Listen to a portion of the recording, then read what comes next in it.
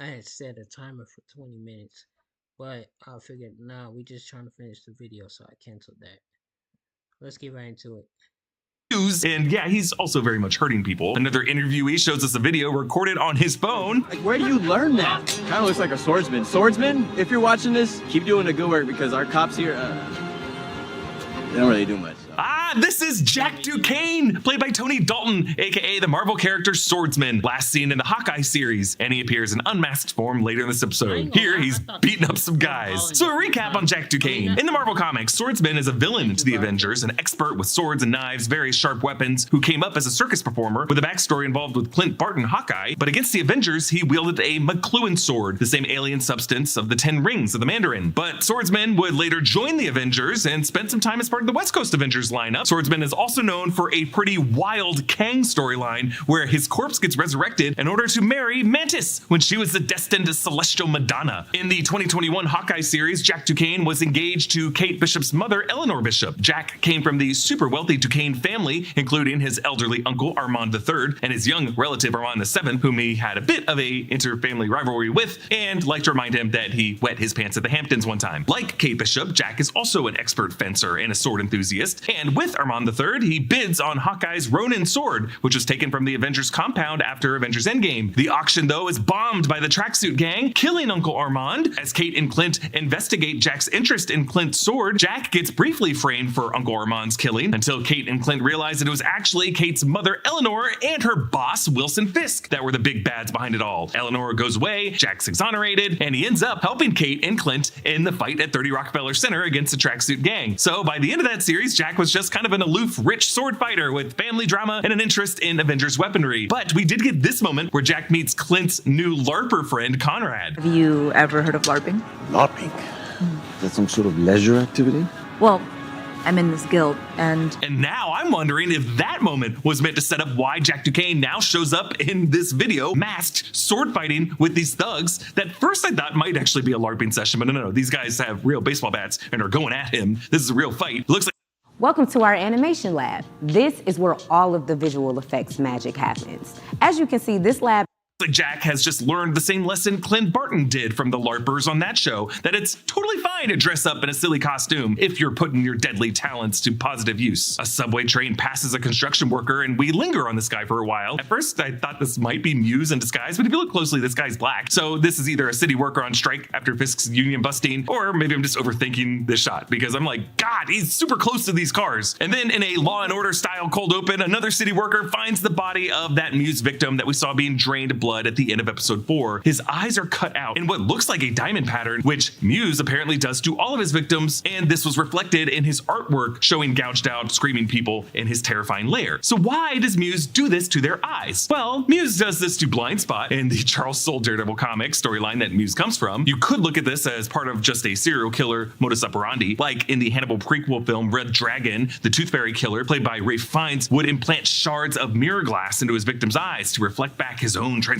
into the dragon. But obviously, this being a series about a blind vigilante with themes about justice being blind, and Muse, aka Bastion, taking an intellectual curiosity in Heather Glenn's writings about masked vigilantes, and himself wearing a mask that makes it look like his own eyes have been gouged out, I just feel like he might admire figures like Daredevil. And hey, maybe he even knows that the Daredevil vigilante is a blind man. If our theories are right that Muse has been a night stalker watching the bloodbath of Matt's actions from the shadows, he at least seems to be pretty inspired by the Punisher, and he would only have seen the Punisher do his shit if he was watching a lot of what has been happening. Now, the city sanitation worker from the bank heist in episode 5, Johnny Santini, returns now to pressure wash what has so far been the largest mural from Muse yet, a giant Wall Street bull inlaid with a dollar bill, the dollar bill also inlaid on Kingpin's crown, and I love how he used the floral spiral that's on every dollar bill to form the bull's eye. Ha! Bullseye! And the words kiss and ass on either side with the S's as dollar signs. On top of Kingpin's crown, the printed word king, and Fisk is now depicted with a giant belly and a tiny head, like he often is in the comics in an animation, kissing the bull's booty hole while holding some romantic flowers behind his back. And as before, Muse autographed it in the lower right corner. So the artistic statement here is not at all subtle. Mayor Fisk, I suppose, is being called a kiss ass to the financial brokers on Wall Street, I suppose connected to his selling out of the unionized city workers for disruptive big tech outsiders funded by Wall Street investors, and all the money grubbing he does at his fundraiser in this episode. And it's just ironic that these city the workers now have to be the ones to scrub this mess up. I'm just now wondering why Muse cares so much about the economic debate of it all. Like, while Banksy has been known for pretty pointed political satire, I'm just waiting to see how these types of political statements reconcile with the gory serial killer who stalks the abandoned Track 61. Like, I get what's going on with Bastion being super violent and painting with blood, I just don't know why he's so interested in Kingpin as a political figure and the imagery of the $1 bill. Matt holds Foggy's funeral card and recites the Litany of St. Ives, which is a Catholic liturgical prayer asking for mercy and humanity. O God, from whom cometh all that is right and just, thou didst establish St. Ives as a judge in the midst of his brethren, making him the friend and advocate of the poor. Do thou make us by his intercession steadfast in the pursuit of justice and confident in thy merciful goodness through Christ our Lord. Amen. Now, St. Ives is a patron saint of solicitors, jurists, and barristers. So this is also a phrase Matt, as a devout Catholic lawyer, has probably spoken before. Matt replays in his mind the events of the first half of the season, first dwelling on the calm moments before the violence kicked in, and then a highlight reel of every time Matt has unleashed the devil this season. But it all culminates with Karen crying over Foggy's corpse, so Matt is concluding that it was his own violent tendencies that brought the violence of Foggy's death. Now, yes, I know there are still some true believers out there who believe that Foggy faked his death, especially after the official Daredevil account in the past week on Instagram posted a page from the Secret Life of Foggy Nelson comic storyline in which Foggy fakes his death and goes into witness protection. I just want those of you who believe that to know that I see you, and part of me hopes that you're right, but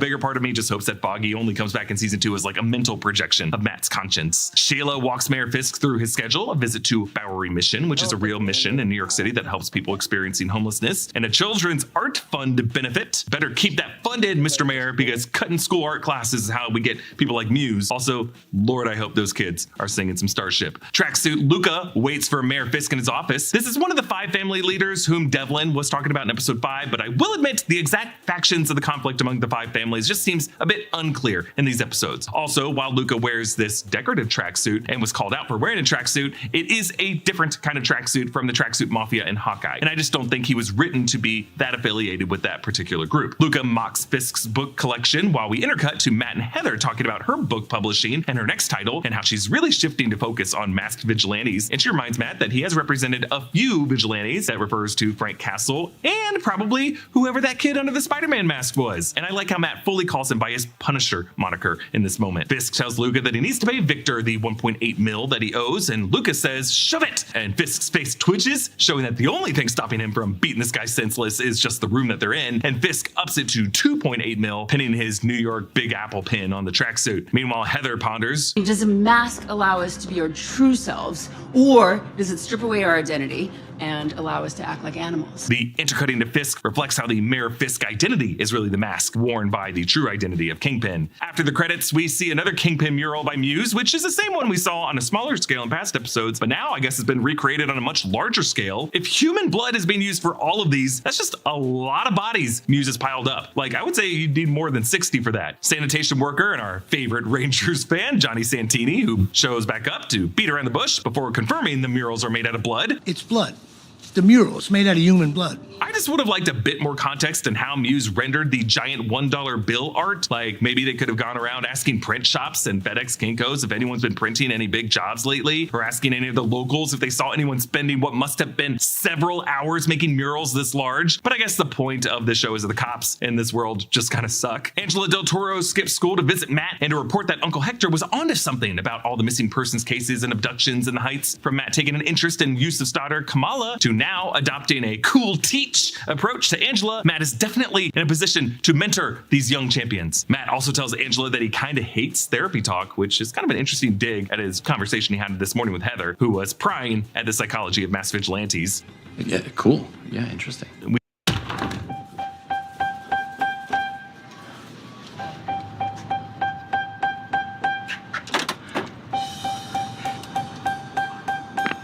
We see a new Muse mural, Upward Mobility, with the city skyline and the Statue of Liberty holding an assault rifle, and then the skyline turned into a graph line that I suppose is meant to be a stock market index on the increase. The political messaging is all over the place on this one. It kind of feels like a Mr. Brainwash derivative of an actual Cutting Banksy piece. Like, is the commentary here gentrification? Is it over-militarized police forces? Is it intolerance to immigrants? You can make a case for any of it. So now I'm just kind of wondering if the messaging confusion is part of Muse's strategy to oversaturate saturate the public with inconsistent and very broad political commentary so that police are just kind of looking in all the wrong places for him. Commissioner Gallo, and sure, why not, Detective Angie Kim, meet with Mayor Fisk to run through the several dozen of Muse's confirmed works and the potentially 60 victims or more whose blood was used. Now, for reference in our world, David Berkowitz, aka Son of Sam, killed 6 people in New York in the 70s. Killer Joel Rifkin killed 17 women in the 80s. And the most prolific is believed to be Samuel Little, who killed a confirmed 93 people. There was also, though, H.H. Holmes, who confessed to 27 murders, but is believed to have killed as many as 133 or maybe even 200. And H.H. Holmes does exist in the MCU because we saw an advertisement for his murder castle in Loki Season 2, Episode 3 at the Chicago World's Fair in 1893.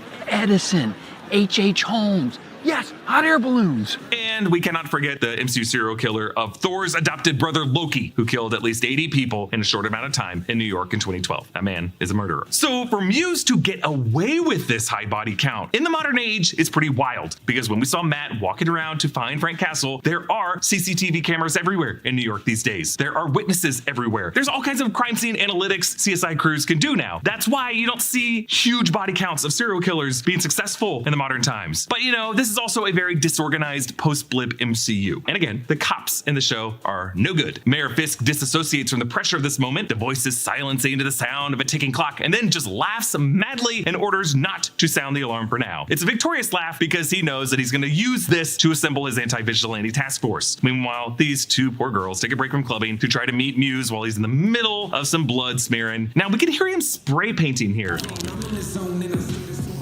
So either he's using spray paint cans to augment his blood paint, or he just loads that blood paint into the spray paint cans. Either way, it's pretty crazy. This moment is actually an exact recreation of a comic moment from the Charles Soule run when Muse is painting a mural of Punisher captioned, "You love me, you love what I do," and 2 ladies want to take a selfie with him. Fisk fastens his cufflinks. We know how important the cufflinks are to him from the Netflix era. The original cufflinks he got were inherited from his father. Actually, when he and Vanessa used to be closer, she picked out which cufflinks to wear. We see Fisk's fundraiser, An Evening with Mayor Fisk, as Vanessa counsels Fisk on her experience as an art dealer, convincing rich snobs to buy pieces with what are essentially artificial inflated values. She says it's like selling a Basquiat to a billionaire. One of Basquiat's paintings, United 1982, sold for $110.5 million in 2017. That's Robert Downey Jr.'s Dr. Doom money. To Vanessa, this is all a game of playing to these billionaires' egos, making them feel important and needed. Among these wealthy elites is a woman credited as Artemis Sledge, and she's played by Katharina Lanassa, who currently stars on Brandon's favorite show, The Pit. The diamonds she's rocking as earrings, assuming these are diamonds, look to be roughly as big as the orange one in the safety deposit box in episode 5. So maybe it was her diamond. Jack Duquesne just shows up at this event. The Duquesne family would certainly be wealthy enough to get a ticket for this, and he holds Fisk to task for his anti-vigilante posturing, showing he's enjoying his street fighting as a swordsman. God, I just want this guy to meet Mantis so bad and see if there's any chemistry. Just imagine Tony Dalton saying, "Madonna." Jack warns Fisk that if he pisses off the people in this room, one phone call and it's bye-bye Gracie Mansion, referring to the mayor's office. Obviously, Jack is speaking for himself and his own pursuits as swordsman, but we should also note that many of the superheroes we have seen in the MCU have been backed or at least supported by extreme wealth. Tony Stark was a billionaire, and his Stark Industries Foundation is essentially a private fund supporting the academic efforts of people like Peter Parker and Riri Williams. Stephen Strange was extremely wealthy, though he did spend most of his money seeking a cure for his hands, but he still lives in a pretty nice place on Bleecker Street. The Pim Van Dyne Foundation is going to a lot of fancy events, pulling in a ton of cash, and can at least afford to live in one of the most expensive parts of San Francisco. T'Challa and Shuri, Wakandan royalty. Shang-Chi started as a valet in San Francisco, but I assume now he's in a much better financial situation, having reconnected with Wenwu. Now, we did see Sam Wilson struggling financially in The Falcon and the Winter Soldier, and yeah, a lot of superheroes do live at least off the grid in exile, not exactly lavish lifestyles, but I just think there's an argument in this universe that billionaires would prefer power concentrated with independent superheroes and vigilantes that they would have the opportunity to buy off or manipulate. And it's just because these billionaires would oppose letting power be concentrated in these political positions and public government offices that would be tied up more in red tape and regulation and, you know, the will of those 99% of the voters. While Wilson Fisk started the season slimmed down, complimented by Mattis having a lighter step and eating an egg white omelet with 1 asparagus, now this big boy tears his first suit that Vanessa puts on because he's been indulging in that carb-heavy cheat day and physically transforming back into into the oversized villainous Kingpin. Fisk gets pulled from the fundraiser to look at Muse's latest work, A Statue of Liberty, again, but now with Muse's own bleeding eyes, holding an open pair of handcuffs, and the bodies of those two girls laying at the bottom, eyes gouged out as their souls are painted in their blood, hovering over their bodies. The city of New York is now behind on the left, reflected in the blood epoxy paint substance below. Along the top is written selfie, which could be Muse's own commentary, these girls asking him for a selfie, but the space between the self and the Y could be his existentialist statement of like, self, why? I don't know.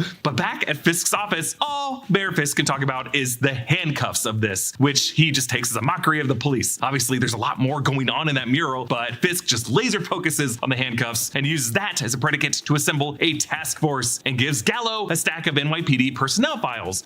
Growing up in a community where a lot of people weren't educated about their finances, so I feel like it's my time to change the way that we look at. On the top is Connor Powell, of course, the cop who was involved in the Hector Ayala case. On his file, you can see under scars and tattoos, thin blue line symbol, and then another entry that I couldn't read, but I assume refers to the Punisher skull wrist tattoo. So the thin blue line symbol is the pro law enforcement symbol that started as a way of saying like cops are the thin blue line between order and chaos, which was then incorporated into the Blue Lives Matter movement as a rebuttal to Black Lives Matter. Powell's skull tattoo did have a flag on the head, but there was no blue in that tattoo, so I think he has an additional tattoo with a thin blue line. The next page is Cole North. Cole North in the comics is a cop with no love for vigilantes who is tasked to apprehend Daredevil. This character also came out of the Charles Soule storyline that had Muse in it. We'll meet him in a bit, but we see here under his tattoo line, Punisher symbol tattoo. So it's clear that Fisk, and I guess Buck Cashman and Daniel Blake, pulled all NYPD records of cops listed as having a Punisher tattoo or something similar somewhere on their bodies. Then next is Jared L. Polin. Under his tattoo section is American flag wrapped around something, and then Punisher logo. Remember, after telling Commissioner Gallo no overtime for cops earlier this season, Mayor Fisk now says this task force will have special privileges like overtime pay and no body cameras. Yo. We cut to Fisk meeting with this task force in a warehouse with these tattered white plastic blinds that kind of look like the teeth of the Punisher logo. One cop has his arm raised to show that he has the same Punisher wrist tattoo that Powell had. Pullen, wearing a green shirt, walks up with the tattoo in the back of his hand, and at the center of this room is Powell chatting with Cole North. Others, you've been a little overzealous.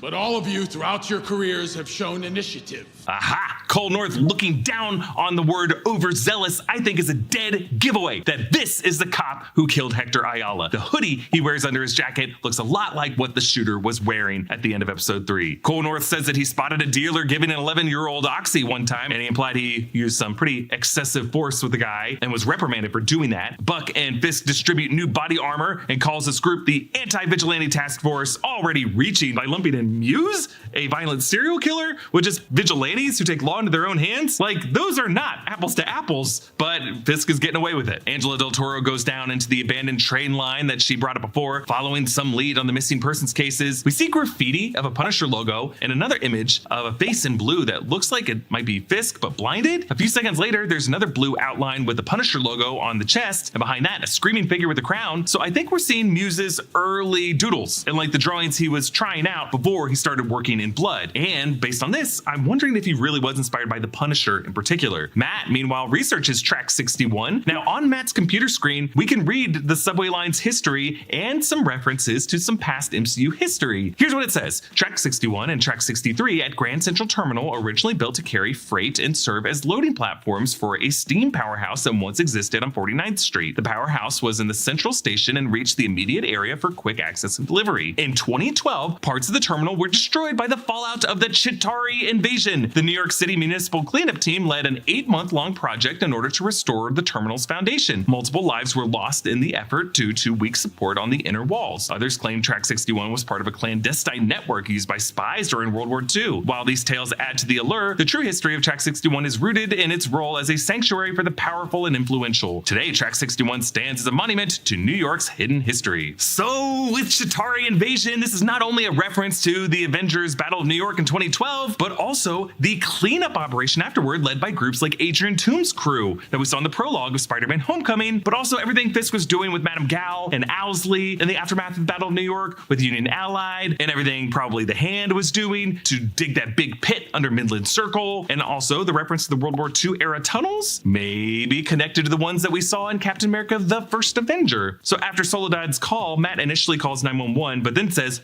it and tosses the broken Daredevil horn on Foggy's funeral program. Matt suits up in his rooftop shed, and we see a wide shot of his rooftop sprint that looks a little CGI, but whatever. Matt's back in the suit, and I'm happy. Now, it is a little odd that we don't actually see Muse nab Angela. Like, there was a moment for that to be very scary, but we just didn't see it. And when we see him later carrying her past the passing train and then into his lair, notice that her head is covered by her hair or her hoodie, so I'm just assuming that they didn't use the actress for these shots. Now, here we see more of Muse's lair, and we hear flies buzzing around the hanging bodies. Now, the bodies hanging from the hooks was from Muse's comic appearance, though there I believe he was keeping those bodies alive to continually drain them. As Muse pulls up Angela's sleeve to find her vein, we see she's wearing, though, red, white, and blue beads that were part of the necklace that held Uncle Hector's tiger amulet. So Dove Men Plus Care Whole Body DO protects you everywhere. Everywhere. I like that angle. With US Bank, you get business checking options with no monthly maintenance fee. So maybe she has the amulet on her? I feel like if she did, she would kick Muse's ass right now. Fisk, meanwhile, goes down to where he's keeping Adam, bringing an axe. Fisk talks about when he was younger, he'd fight men 3 to 4 times his size using tools to bring them down. Of course, referring to the tool of the hammer that he used to kill his dad. And he says this: Men who knew how to use their hands, they did so often. And I learned that a simple tool, it can be a great equalizer. Remember, Vanessa had told Heather that what first attracted Adam to her was how he used his hands as an artist. So Fisk must have been jealous as someone who only uses his hands to hit things. Now he gives his artist a tool. Meanwhile, Muse looks out of his doorway at a passing subway train, and I love how the red taillights of the train reflect in his eyes, giving them a red glow, but that redness also blinds him to the red of Daredevil charging at him. Matt whips his cable at Muse to distract him as he lunges at him with a punch. I love the final act of this episode, the way it features both Daredevil and Kingpin in parallel brutal hand-to-hand brawls with their artist targets. Two men who are doing very different things with their art, but both of these men, from the eyes of the people beating them down, have chosen specific female subjects that these men care about. Matt gets this incredible flip kick on Muse, and then Matt straightens up and he hears a heartbeat.